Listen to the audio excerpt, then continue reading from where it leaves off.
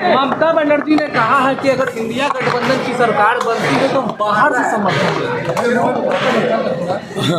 इन लोगों में कौन किसको समर्थन दे रहा है, पहले तो आप उन्हीं के खिलाफ चुनाव लड़िएगा, हाँ, और उसके बाद उन्हीं को समर्थन देने की बात कीजिएगा।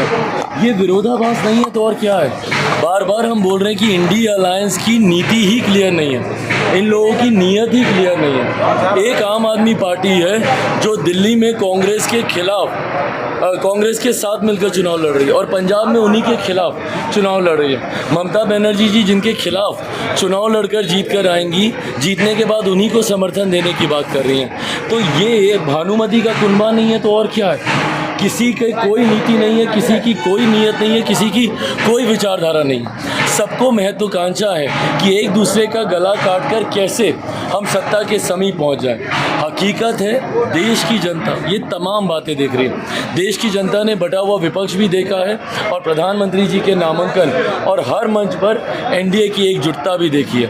ऐसे में 1% का कहीं भ्रम नहीं है। हम लोग 400 के लक्ष्य को बहुत सरलता से हम लोग पार कर रहे हैं। 4 चरण के चुनाव हो चुके हैं, 5वें चरण के लिए परसों के बाद नामांकन बंद हो जाएगा।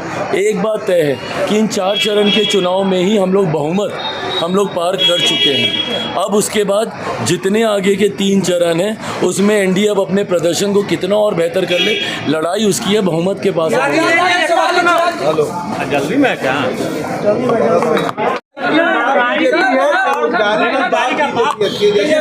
एकदम सही कह रहा है। 4 तारीख को पूरा लालू प्रसाद जी का परिवार बेरोजगार हो जाएगा, तो चिंता होना ही चाहिए ना, एकदम चिंता करनी चाहिए।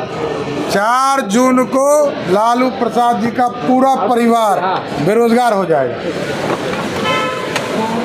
4 तारीख को पूरा लालू प्रसाद जी का परिवार बेरोजगार हो जाएगा, तो चिंता होना ही चाहिए ना, एकदम चिंता करनी चाहिए।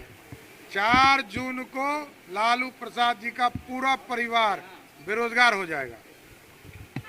ममता बनर्जी ने कहा है कि अगर इंडिया गठबंधन की सरकार बनती है तो बाहर से समर्थन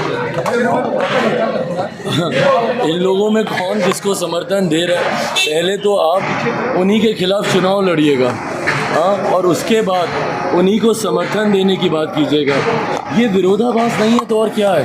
बार बार हम बोल रहे हैं कि इंडिया अलायंस की नीति ही क्लियर नहीं है, इन लोगों की नीयत ही क्लियर नहीं है।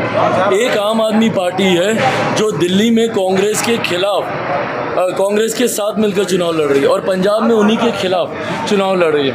ममता बनर्जी जी जिनके खिलाफ चुनाव लड़कर जीत कर आएंगी, जीतने के बाद उन्हीं को समर्थन देने की बात कर रही हैं। तो ये भानुमति का कुनबा नहीं है तो और क्या है। किसी की कोई नीति नहीं है, किसी की कोई नीयत नहीं है, किसी की कोई विचारधारा नहीं। सबको महत्वाकांक्षा है कि एक दूसरे का गला काटकर कैसे हम सत्ता के समीप पहुंच जाएं।